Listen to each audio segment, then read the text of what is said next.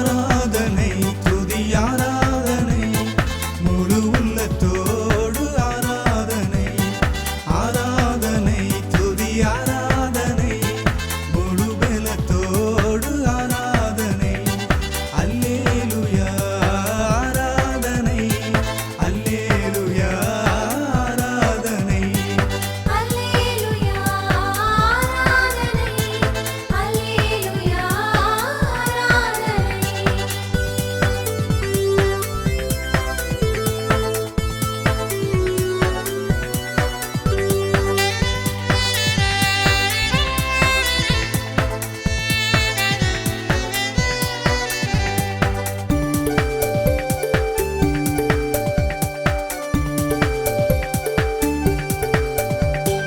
ராஜாதி ராஜாவுக்கு ஆராதனை கர்த்தாதி கர்த்தருக்கு ஆராதனை ராஜாதி ராஜாவுக்கு ஆராதனை கர்த்தாதி கர்த்தருக்கு ஆராதனை மகத்துவ தேவனுக்கு ஆராதனை மகிமையின் நேசருக்கு ஆராதனை மகத்துவ தேவனுக்கு ஆராதனை மகிமையின் நேசருக்கு ஆராதனை அல்லேலூயா ஆராதனை அல்லேலூயா ஆராதனை அல்லேலூயா ஆராதனை அல்லேலூயா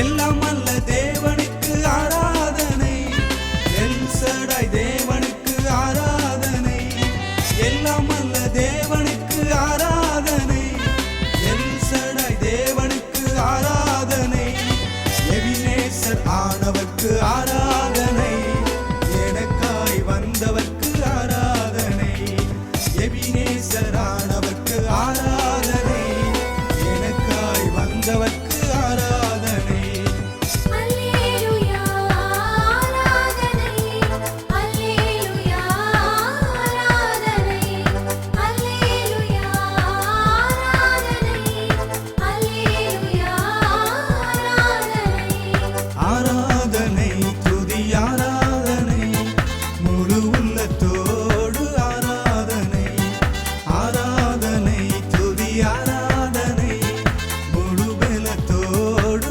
ஆராதனை அல்லேலூயா ஆராதனை அல்லேலூயா ஆராதனை.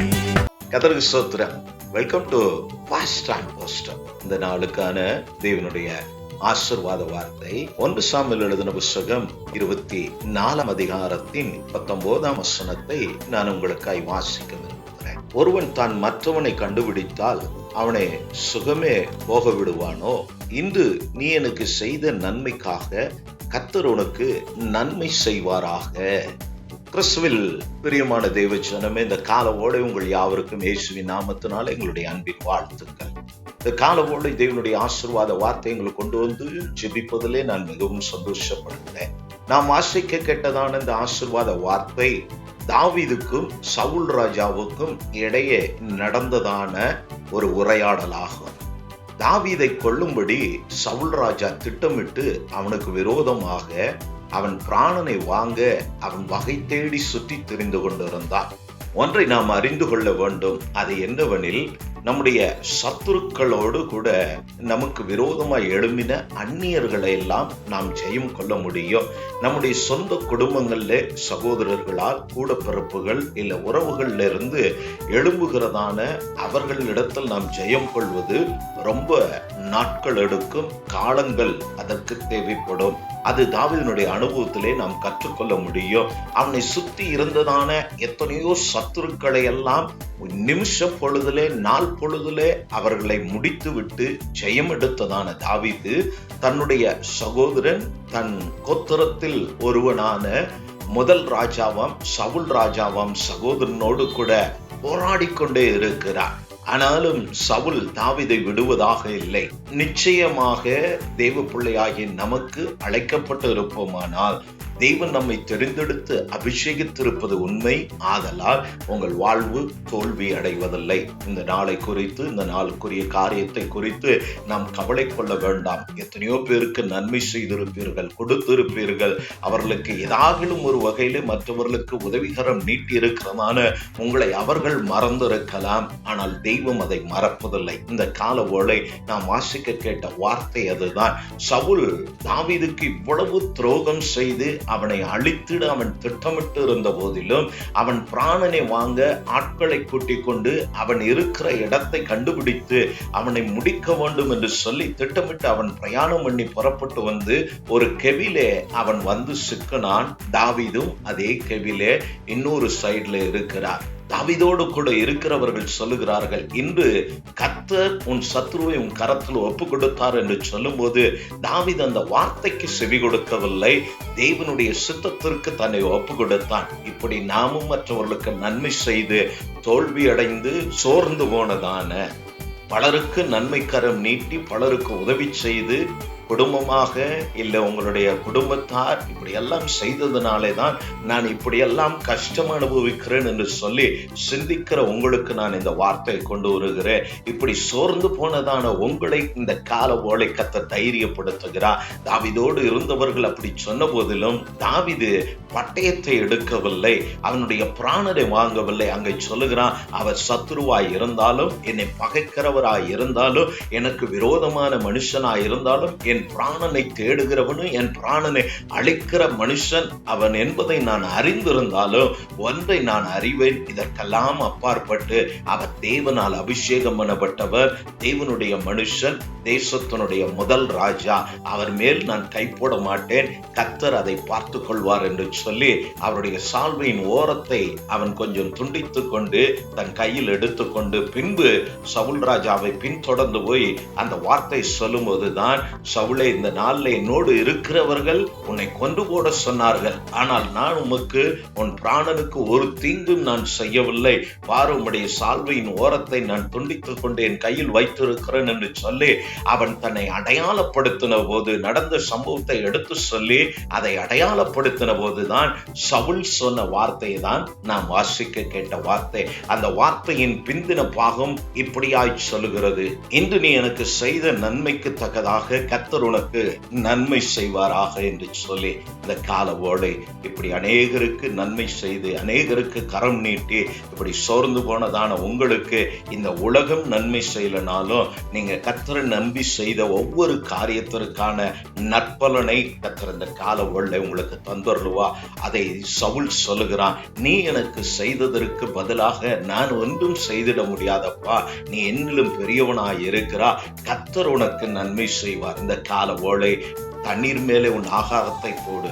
நீண்ட நாட்களுக்கு பிறகு பல காலங்கள் அது கடந்து போகும். தண்ணீரில் ஆகாரத்தை போடுவது என்று சாதாரண காரியம் அல்ல. தண்ணீர் என்பது ஜனத்தை குறிக்கிறது.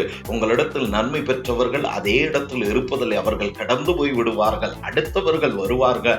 ஆனால் நாம் நன்மை செய்வதிலே நாம் சோர்ந்து போகாம நமக்கு திராணி இருக்கும் போது நாம் செய்ய வேண்டும். நாம் பலப்பட்டு மற்றவர்களை பலப்படுத்துகிற பிள்ளைகளாய் நாம் காணப்படுவோம். காரியம் எப்படியானாலும் நீங்கள் கர்த்தருக்காய் செய்த காரியம் ஒன்றிலும் நீங்கள் வெட்கப்பட்டு போகாதபடி நீங்கள் அவைகள்னாலே சோர்ந்து போய் இருக்கிற உங்களை இந்த கால வேளை கர்த்தர் தைரியப்படுத்தி உங்களுக்காக இந்த வார்த்தையை அனுப்புகிறார். கர்த்தர் உங்களுக்கு நன்மை செய்வார். கிறிஸ்துவில் பிரியமான தேவ ஜனமே, இப்படி நீங்கள் மற்றவர்களுக்கு உதவி செய்து இல்ல உதவி செய்ததுனால தான் நாங்கள் இப்படி எல்லாம் இருக்கிறோம் என்று சொல்லி நீங்கள் வருத்தப்படுவீர்களானால் இந்த வார்த்தை உங்களுக்கானதுதான். நீ எனக்கு செய்ததற்கு தக்கதாய் கர்த்தர் உனக்கு நன்மை செய்வாராக.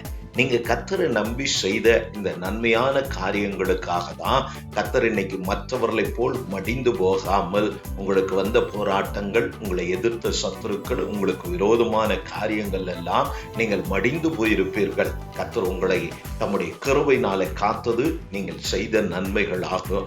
ஆதலால் நன்மை செய்வதிலே நாம் சோர்ந்து போகாமல் கர்த்தர் நாமத்தினாலே நம்மளால் முடிந்ததை மற்றவர்களுக்கு நாம் செயல்படுத்துவோம்.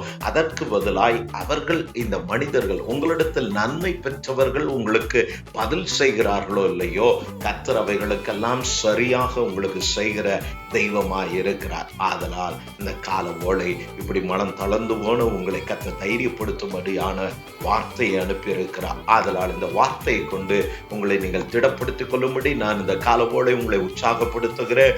சோர்ந்து போகாமல் காரியத்தை முன்னெடுத்து கடந்து போங்க. இந்த நாளில் நீங்கள் போகிற வருகிற காரியங்கள்லாம் கர்த்ததாமே உங்களுக்கு நன்மை செய்வாராக என்று சொல்லி உங்களை வாழ்த்தி கர்த்தருடைய நன்மையும் தயவும் உங்களுக்கு உண்டாகும்படி நான் உங்களுக்காய் ஜெபிக்க விரும்புகிறேன். அன்பின் பிதாவே, இந்த கால ஓலைக்காய் ஸ்தோத்திரம். ஆசீர்வதிக்கப்பட்டதான இந்த கால ஓலை என்னோடு ஜெபிக்கிற உடைய பிள்ளைகள் ஒவ்வொருவருக்காய் நான் ஜெபிக்கிறேன். ஆண்டவரே, சவுல் ராஜா தாவீதுக்கு சொன்னது போல நீ எனக்கு செய்த நன்மைக்கு தக்கதாய் கர்த்தர் உனக்கு நன்மை செய்வாராக என்று சொல்லி அவன் தாவீதை வாழ்த்தினது போல என்னோடு ஜெபிக்கிற உடைய பிள்ளைகளுக்காய், அவர்கள் குடும்பத்துக்காய், அவர்கள் பிள்ளைகளின் பிள்ளைகளுக்காய் இப்படி நன்மை செய்து ஆண்டவரே, சோர்ந்து போன இவருடைய ஆத்மா திடப்படத்தக்கதாய் கர்த்தர் இந்த வார்த்தை அனுப்பி கர்த்தர் உங்களுக்கு நன்மை செய்வார் என்ற அந்த வார்த்தை இந்த நாள் கால ஓலை இவர்கள் போக்குவரத்து, இவருடைய பிரயாசங்கள், இவருடைய முயற்சிகள் எல்லாம் நன்மை உண்டாக கர்த்தர் கிரியை செய்யும்படி உடைய கரத்துல ஒப்பு கொடுக்கிறோம். வலுவாதபடி உடைய பிள்ளைகளை மட்டும் காத்தீர், அதற்காய் ஸ்தோத்திரம். இவர்கள் செய்த எல்லா நன்மைகளுக்கு சரியாகவும் அதிகமாகவும் உடைய பிள்ளைகளும் அவருடைய குடும்பமும் அவருடைய பிள்ளைகளும் அவருடைய கரங்களும் அதை அனுபவிக்க கர்த்தர் கிருபை செய்யும்படியா நாங்கள் ஜெபிக்கிறோம். எல்லா போராட்டங்கள், இன்னல்களுக்கும், எல்லா கஷ்ட நஷ்டங்களுக்கும் பிள்ளைகளை பாதுகாத்துக் கொள்ளுங்க.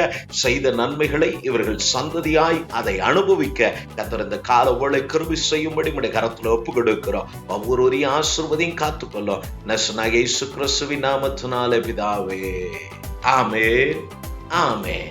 மீண்டும் தேவனுடைய ஆசீர்வாத வார்த்தை உங்களுக்கு கொண்டு வருகிறவரே, கர்த்தர் உங்களோடு இருப்பாராக. கர்த்தர் உங்களை ஆசீர்வதிப்பாராக.